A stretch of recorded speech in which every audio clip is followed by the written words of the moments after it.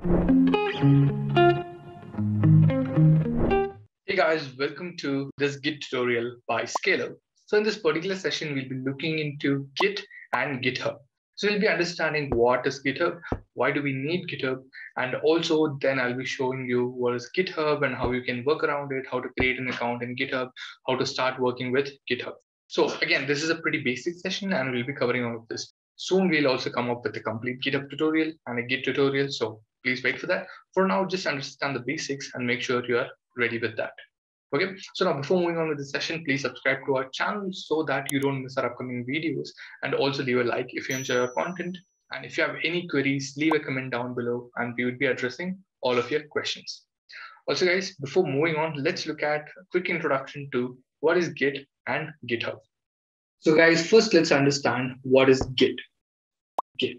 So Git is basically a really popular version control system. It was created by Linus Torvalds in 2005, the same person who created the Linux operating system, and has been maintained by Junio Hamano since then.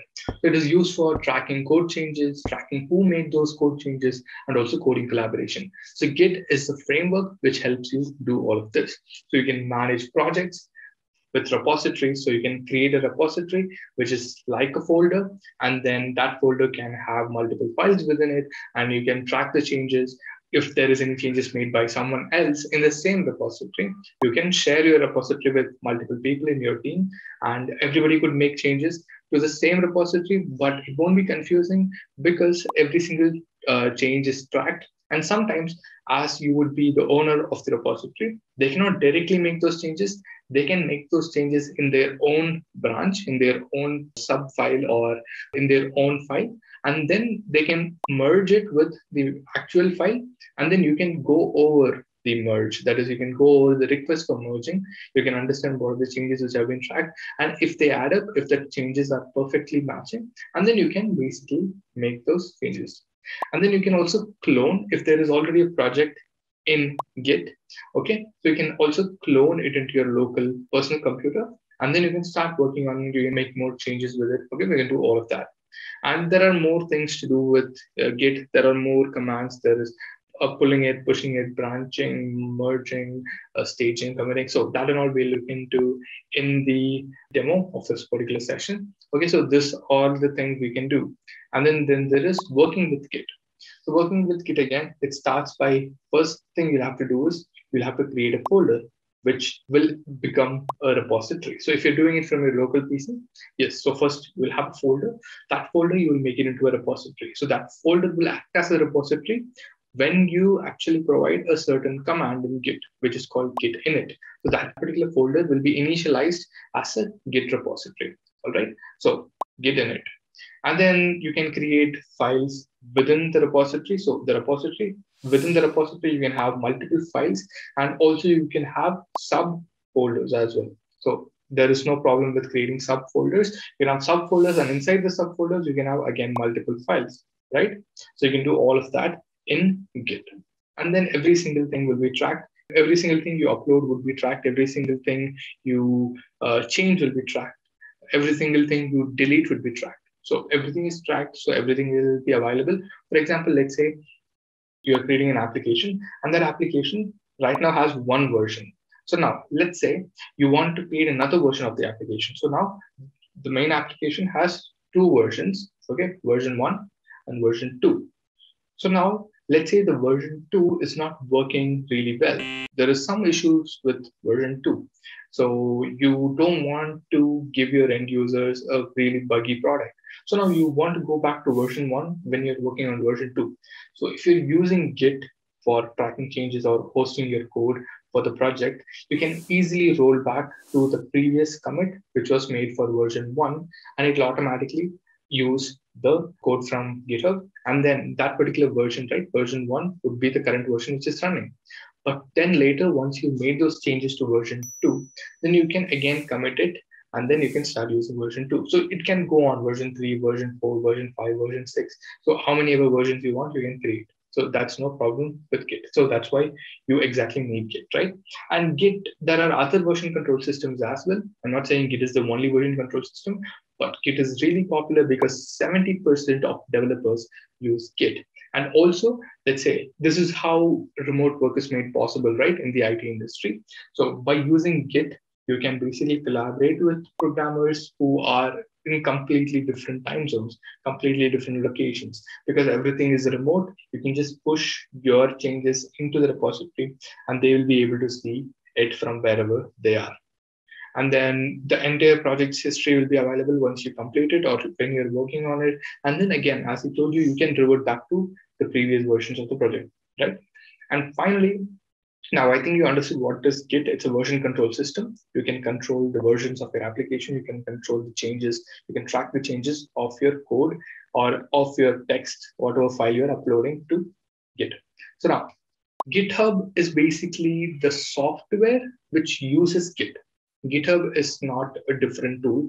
GitHub, Bitbucket, GitLab, all of these platforms basically use Git in order to provide you a version control system.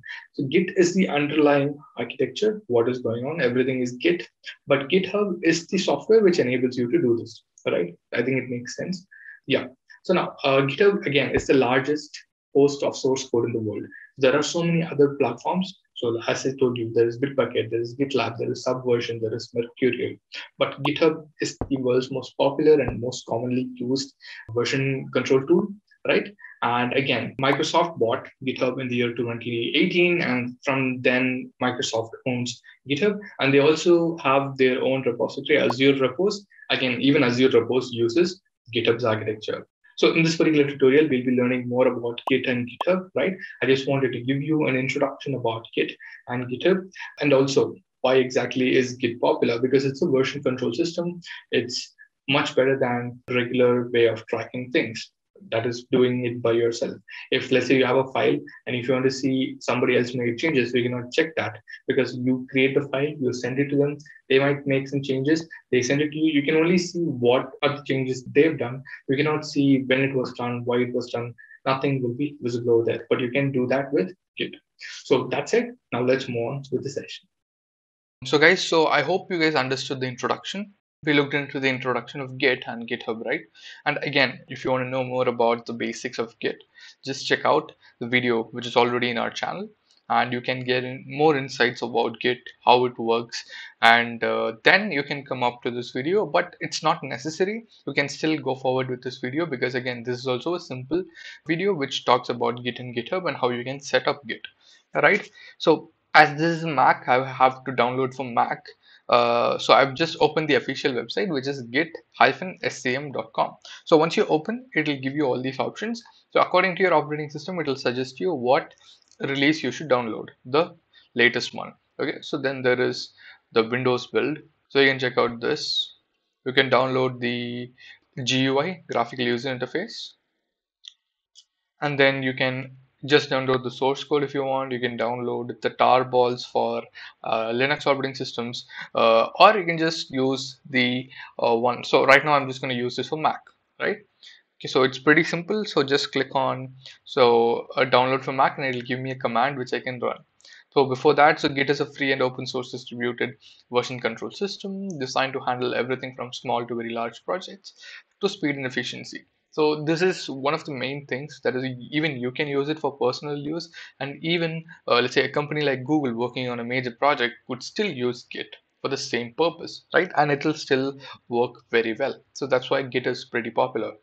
And it's easy to learn. It outclasses the other tools like Subversion, CVS, Perforce, ClearCase. So as I told you in the previous introduction video, even though there are other tools, Subversion, Mercurial, there are so many other control systems, version control systems, but Git is pretty much the highly used, most commonly used. If you want, we can check Git versus other version control tools. So, okay, so these are the other ones, but Git by far stands on top of them because most major companies use, and Microsoft owns GitHub. So obviously, Microsoft will be using GitHub for their own projects, or they would be using Azure Repos, which is built upon the same architecture. Okay, done. Okay, so this is basically Git, and before we install it, I'll just give you an introduction to GitHub. So this is basically the GitHub website, guys, github.com, and I already have an account. I'll just show you guys. If you have not started with it, I'll show you how to sign up. So you can see over here, there are 73 plus million developers using GitHub, 4 million plus organizations, and there are 200 million plus repositories. Repositories are basically individual folders which contain the project's info and the source code. And the Fortune 100 companies, there are 84% of the Fortune 100 companies are using GitHub. Okay, so this is basically it. And if you want GitHub Enterprise, if you're working for a company, if you want to get it, you can just get it over here. Okay, so now what are the things that GitHub offers? First of all, code, right? You can code directly on the GitHub software, or you can code in your local system and then upload it to GitHub. So this is the first thing. You can directly code, you can push the local code into GitHub. Okay, next is, so once you code and everything is done, you can collaborate with your other team members. Basically, you can share your project. Let's say you are working on a personal project with 4 people. You can share the repository with the 4 other people. If they have any additions to the project, if they're working on one particular feature, they can create a branch and work on that feature and later merge it with the master branch so that all the features would be put together in the same project, right? Okay, so this code review is built in. So whenever you change a certain code, it'll automatically compare with the previous code and it'll give you if it looks proper. If not, also it will propose certain changes. You can also use those changes, which is built in GitHub. This is for collaboration. Yeah, so these are branches. So there is a lot to learn right now. Don't expect to learn every single aspect of GitHub. There is a lot to learn. So we'll be coming up with a complete Git tutorial in the future. In that particular session, you can learn everything from scratch to advanced levels. And then develop, you can develop directly over here and upload it. So you can use Visual Studio Code in your browser, automate anything with GitHub Actions. So GitHub Actions are basically like a CI/CD tool, which provides you can create a YAML file, which is a set of actions. Over here you can see, right? Yeah, so the job is basically for pushing, and the platform, it could be any operating system. They are using this particular command, run npm CI test. So they are running that. So one by one, you can run every command and it will automatically perform it for you. So all actions would be performed for you. Yeah, then there is automate. You can automatically run all of your actions in any operating system you want. You can build it once and run it on all operating systems and publish on all operating system servers as well. And then there is security. It's pretty, like, again, it's really secure. If you're trying to merge another branch with the master branch, if there is any problem with both code, in order to like club them together, if there is any conflict, it'll automatically tell you. Then you can resolve the conflict and then you can use it. And also they have other things. So code QLs, code scanning, automatically reviews every change to your code base and identifies the known vulnerabilities. So if you have used GitHub before, you would know, you would get these alerts that says that your code has a certain issue or your code is basically not secure enough. So all of these will be given. So that basically will give you an extra, let's say, guidance in order to know what is good and what is not good, right?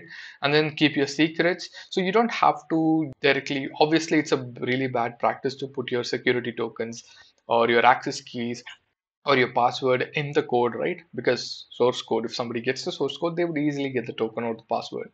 So to keep your secrets, they automatically scan the OAuth tokens, API keys, personal tokens. If they find one, you will be validated immediately to invalidate the secret. So that's what it is. So basically we'll notify you and the partner that issued it to invalidate the secret. So if they find the code in the repository, in one of the code pages, they'll automatically tell that there is OAuth token or there is an access key in your code. So remove that and add it as an environment variable. So it's always a better practice to add your tokens, your API keys, everything as an environment variables and then connecting it to your code. So your environment variables won't be accessible by others, so it'll be safe, right? And finally, the community. So that's why I think people are here for more than anything else. Actually, you have a community which is completely built, which is functioning. There are already answers for most of your questions which you might have. Yeah, so you can just go to the community and just check out every single thing which is available. Even if you have a question, most probably it's answered, so you would already get the answer to it. Yeah, so this is basically the main website, guys. So pretty much. Also, you can make your own contribution to the existing open source code. If you think you can make some change to the TensorFlow framework, you are allowed to do that because it's open source. But the change won't be immediately be made. So once you do it, you basically ask for a request. So you basically create a pull request, and they see if the change you made is meaningful and will create an impact. If it does, they will merge your request. Basically, what code you put in will be added to the repository, and that would be added to your own GitHub's achievements, right? You would have contributed to an open source project, right? Okay. So this is basically it. I'm just going to show you guys how to sign up and start with this. So it's pretty simple, same thing. Yeah, you have to enter your email. I'm just going to type something. Password. So like this. So you can basically give this. It's pretty simple to sign up. So once you've done, you can sign in. So I already have an account, so I'm just going to sign into that. Yep. And I would have received code in the mail for two-step verification. Yeah, so it's verified. So I'm in my GitHub account, right? You can see I've got some four from people. So 3 days ago, 4 days ago, 5 days ago, 7 days ago. Yeah, so you can just check out your repositories over here. So you can see all the repositories available over here. And what else? So you can see this is the fork number. So this particular repository was forked 168 times. Fork in the sense they are copying your repository into their own GitHub account to make some more edits and use it for their own personal use. So this can be only done for the public repositories. If you have your own private repository, nobody could fork it, right? Azure for everyone samples. This is actually not mine. So sometimes when you see this large number of forks, right? So 680. So this was not created by me. It was created by another person. I just forked it from them. Yeah. So this is basically the repositories. So you can create a new one as well. Let's say.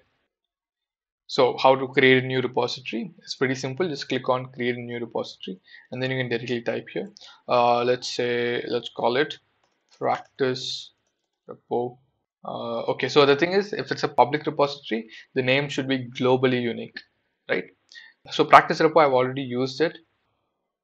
So under this particular thing, you cannot have any other repository name which is the same name. So I'm just going to use as, let's say, GitHub practice one, right? It's a public repo. I don't want to do anything else. So I've used to use Azure pipelines and boards, so that's why they are still there. Like they are being used. So I'm just gonna let them be and create the repository. So that's it. So we've created the GitHub repository. So now we can basically connect it to our local system and start working on the code basically. And over here you can see push an existing repository from the command line. You can push a repository from your local PC into this particular repository which is in GitHub, and this one, or create a new repository on the command line. So this is what I'm going to do. I'm going to create a new repository in the command line so that it is connected to this. Then I'll show you how the push basically works, right? So before that I have to install git. So this is basically the command brew install git. So I'm just gonna open my terminal. Let me make it bigger, and then I'm just gonna type brew install git. So let it get be going. I'll just explain you guys about this. Okay, so the first command is basically a readme file. It's actually an optional step. You don't have to do it. If you want, you can do it. It basically writes this particular thing into the readme.md file, okay, which will get created.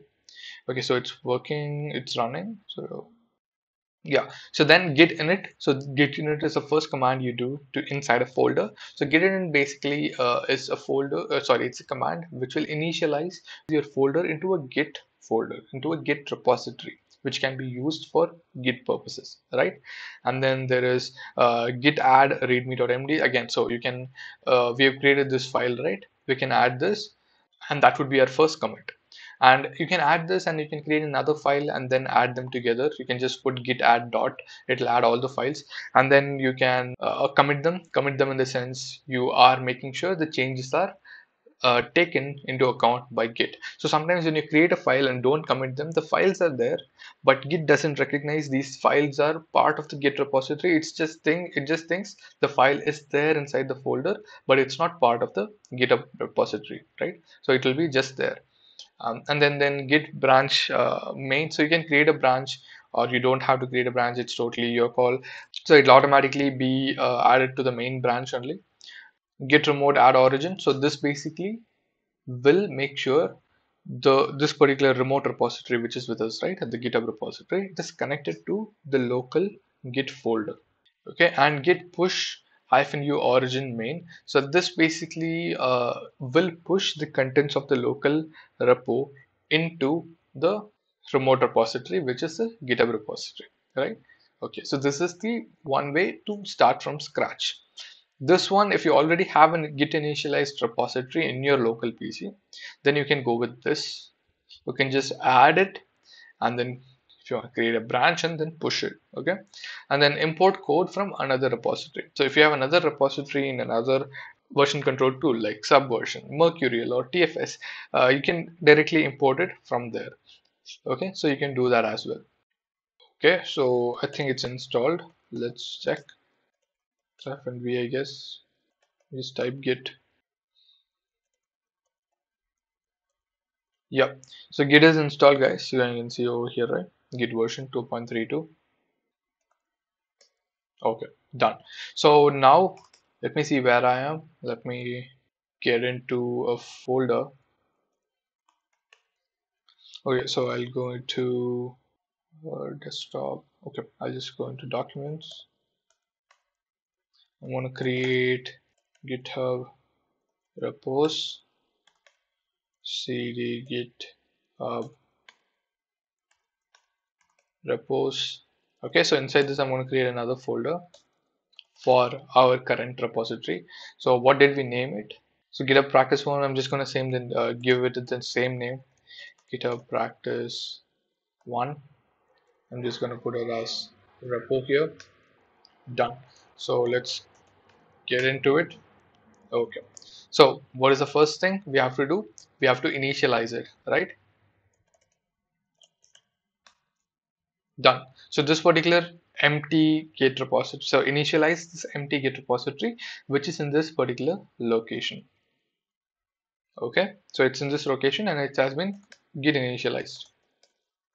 Okay. Next, we can basically create a README file using this.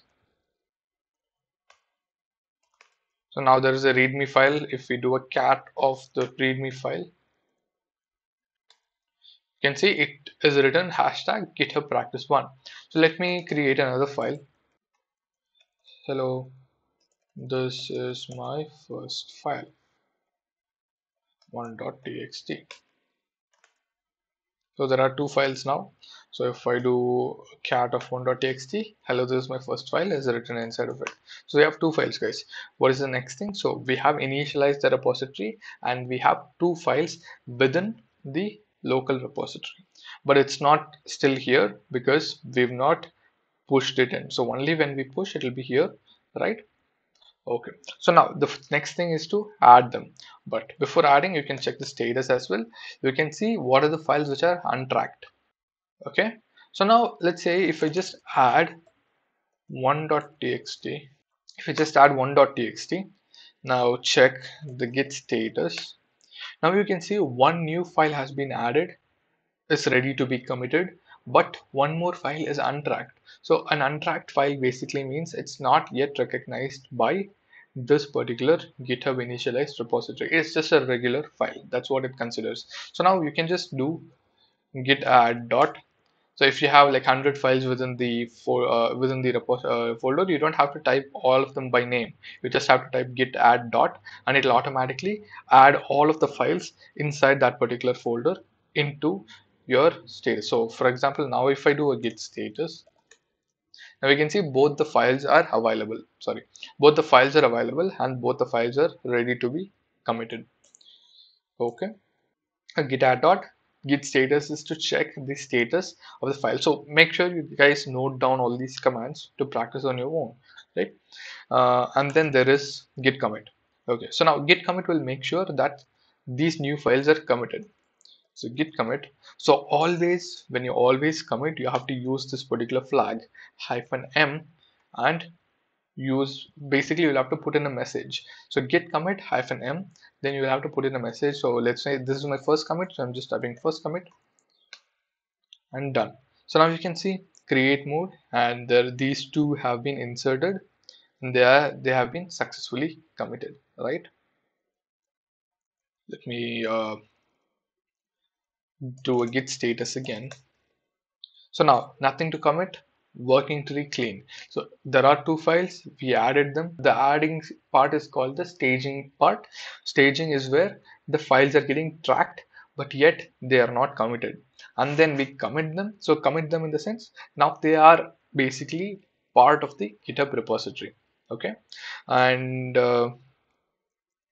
yeah, so we've done with the first 4 commands. Okay, so then we can create a branch. So let's say a branch is basically something. So capital M is for creating branches. Small m is for flag, which is basically for messaging. Hyphen capital M is for providing these names. I'm just going to provide main. So now it has created a main branch. Okay. So now see, sorry. So there is only one branch available right now. So let's say if I create another one. Feature 1. So let's say you're going to work on some other feature, right? So you can do this. So now if I do a git branch, now we can see there's a feature 1 branch as well, a new branch. Let me just see git branch. Okay, well, 2 branches are available now, the main branch and the existing one, right? So I'm just gonna do this now. Okay, so now we have branches. It's not necessary, there will already be a master branch. Okay, so you don't have to create another one. I just created it because they have provided it, but while you're starting with it, it's not necessary to create another branch. So then this particular command is really important. So git remote, basically you have a remote repository, right? So you're trying to push it into a remote repository, and then this is the command. So this is basically the URL which makes sure that you are at the right repository. So the URL for this particular GitHub repository is this. So you're gonna add this. So now it's been added. Okay, so the next obvious step is to push origin.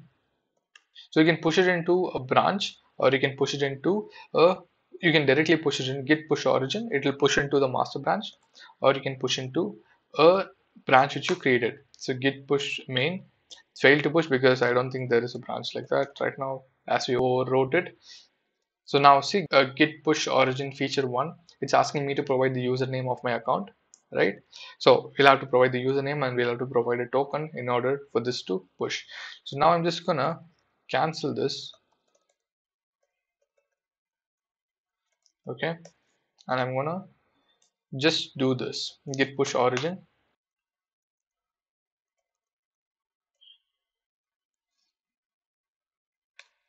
So git push origin, so I'm going to push the content which is just available into the feature 1 branch. So I'm going to provide my username, I'm going to provide my password. Okay, I think I provided the wrong password, let me just check.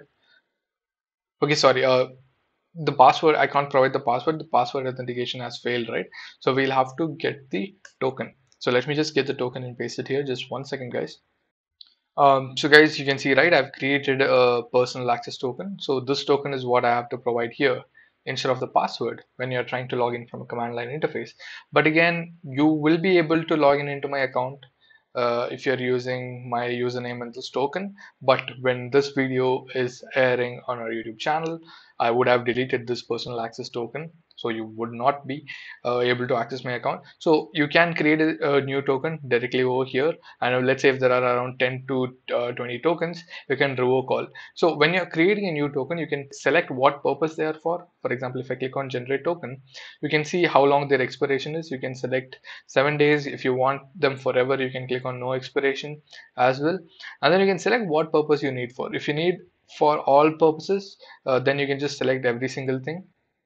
If you just need for one particular aspect, if you just want it to login, so you update all user data, read all profile data, so you want to just check this, you want to be just able to delete repositories, in these cases you can just select these particular things and then go with it. For now, I've just created a created one with every single aspect. So this is my token, so I'm just going to paste it here. Okay, so I'll just try to do it again.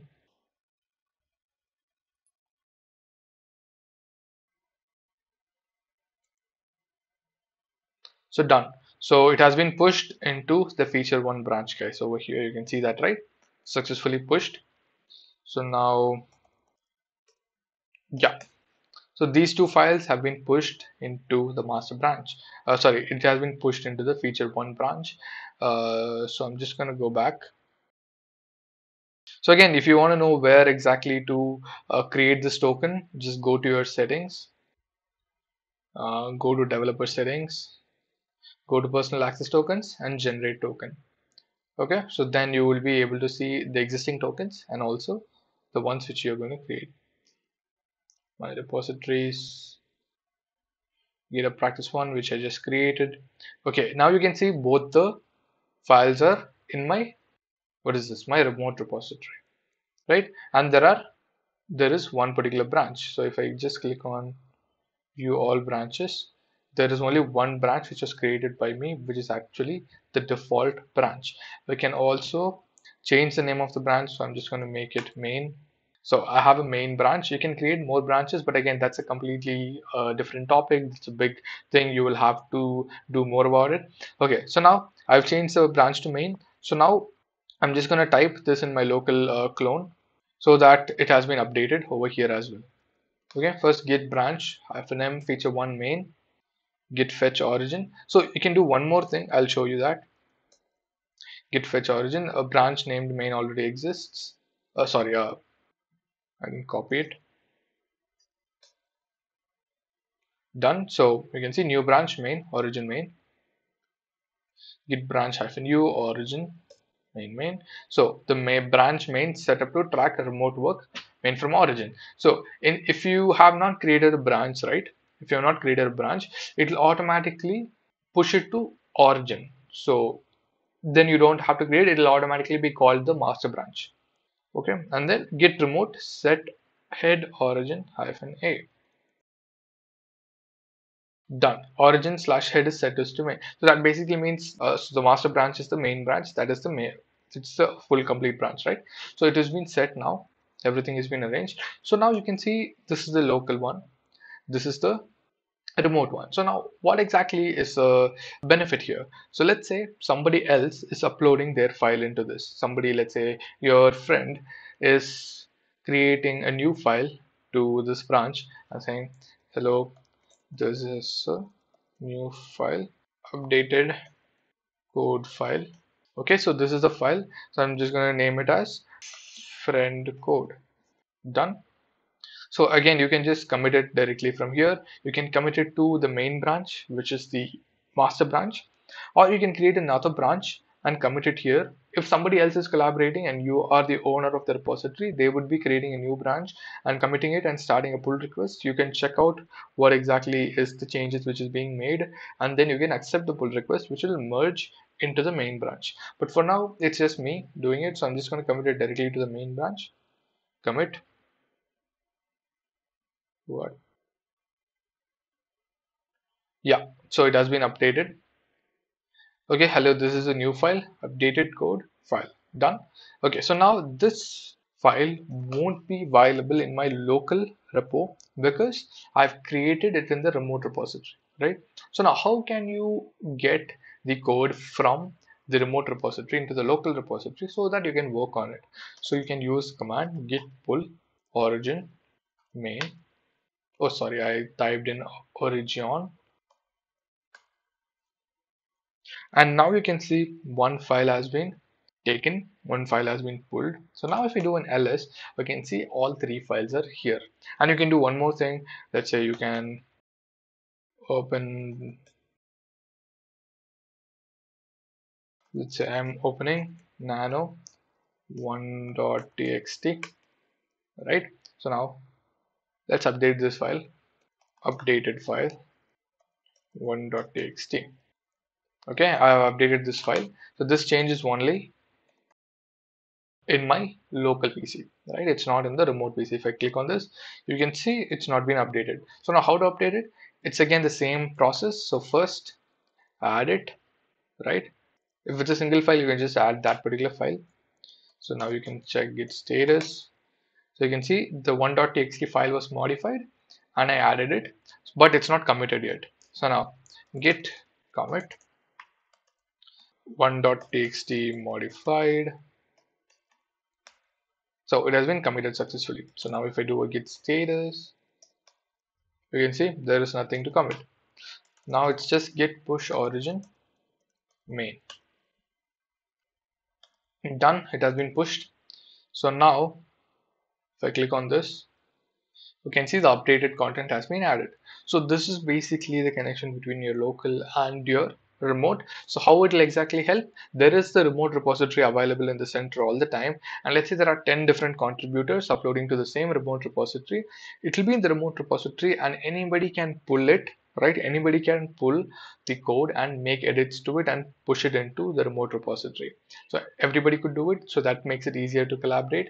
You can raise issues over here, you can create pull requests, you can create a wiki for your particular project which basically explains everything about your project, the current status, what are the things which you are looking into, and then you have insights, basically if there was any issues, so who committed what, how many merge requests, how many pull requests were there, yeah, basically everything. Okay. And settings, again, it's just settings. You can just change all the names and actions and everything of the GitHub repository. So this is basically the basic thing I wanted to teach you guys. So I think we are done for this particular session. I hope you guys understood, and also make sure you note down all the commands and try it on your own. So if it's a Windows PC, then you'll have to install git bash, or you can install git in your command line. If it's a Linux one, it's just sudo yum install git or sudo apt install git, and it'll be installed successfully for you. Okay. So guys, that's it for today's session. I hope this session was helpful and informative for you. If you have any queries, leave a comment down below and we would be helping you out with an answer. And also if you liked our content, please leave a like. Thank you.